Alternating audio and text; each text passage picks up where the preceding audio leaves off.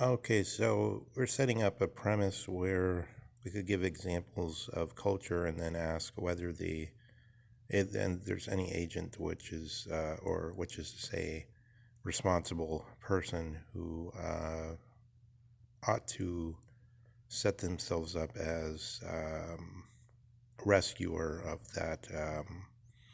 dwelling ethos way of life. We gave the example of the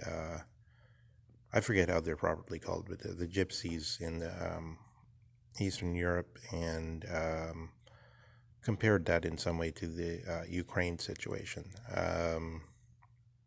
Details on the Ukraine situation, I think we could get one. If you listen to Vladimir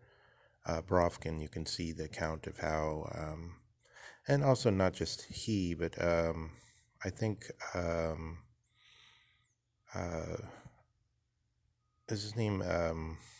the geopolitical thinker, Merkheimer, John Merkheimer, is that his name? There's some recent good stuff from him, which was purely from a, as it were, power politics point of view, so that he didn't bring in the issue, which is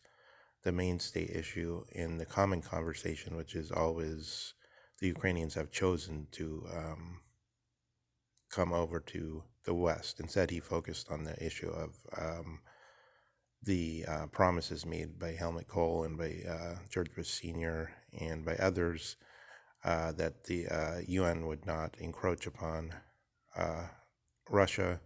or the East, which then broke its agreements, that Putin himself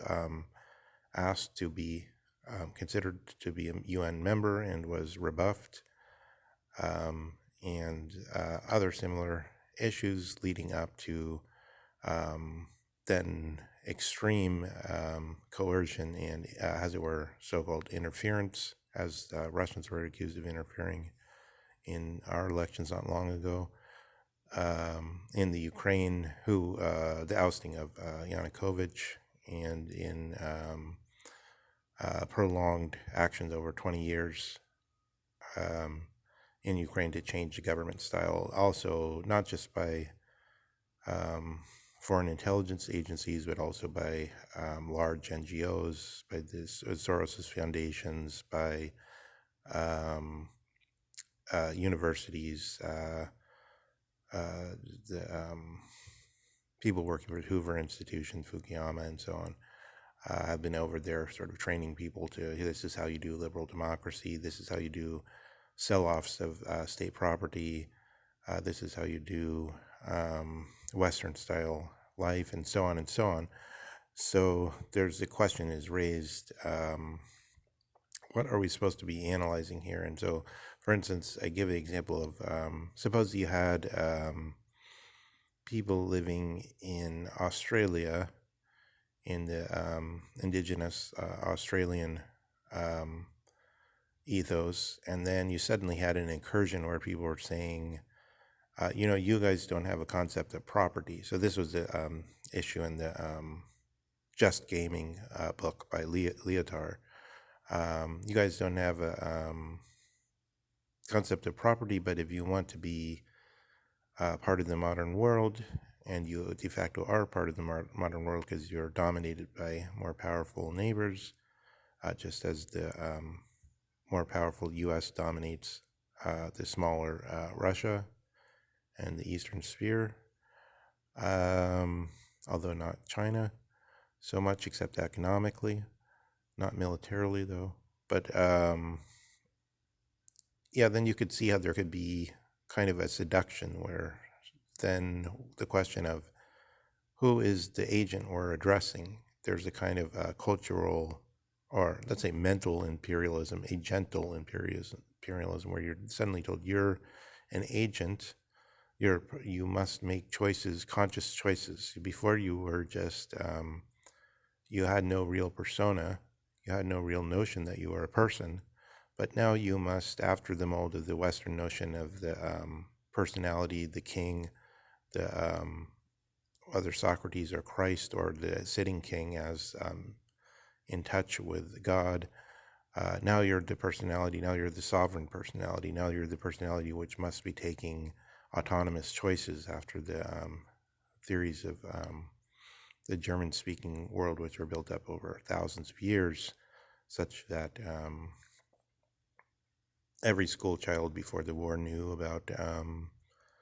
Kant's maxim, for instance, because that was part of the education. But suddenly you're faced with all these alien ideas, and maybe some of them, even though you don't understand them, they sound good, and suddenly you say, oh yeah, I'm with that. And so this is a very strange situation to know where to begin the analysis. So we have two poles that are semi-clear, which is the sort of geopolitical realpolitik pole, where one says, yeah, both parties are probably in other words, the UN and America, and the in expanding and in lying and saying they weren't going to put missile bases on the border, and then Russia and continuing actually asking to join the UN and being rebuffed. You see there's some problems there from the realpolitik situation. And then if you say Putin as, instead of treating Putin as somebody de facto that we consider to be merely somebody holding onto his palace and his power, and we consider him from the point of view of a man who's responsible for many millions of people and their defense, then you could see that it would make sense that he would be concerned with the territorial integrity of Russia, and that one couldn't just say that was the act of a madman who was trying to consolidate his power or whatever, or his wealth. Can we look at leaders as people who are responsible for the safety of their the domain of the people they live in? Looking from that light, it doesn't seem so crazy what Putin has been saying for the last 15 or 20 years leading up to this moment. But then there's a totally different analysis, which, if we assume a state where there is a separation between the government and the citizenry, it looks immediately like all citizens in the world are all on the same side, and all people who are in the executive of the respective governments are not, rather than responsible agents, must be looked at as corrupt and power-seeking people who should be constantly denounced. So that's a large difference in framing of the analysis. So that's sort of two ways of looking at it. One, I think the citizen versus government is the way we'd so much look at it in the West, that it's obvious that Putin must be the bad guy from that point of view. The other point of view would be sort of like the leader is a responsible person, and maybe even you could extend that to say sort of the father of the nation who's trying to hold fireside chats and something like that, and that everybody's working together, talking together, living together, such that there's a collective body of the Russians, as it were, or of whatever people. But that's a little. But if you don't want to put on a sort of ideological or philosophical or cultural wrapping on it, just look. We could. I think the third way is to try to look at the examples just as empirically as possible. So I see the next example I want to give is the close parallel between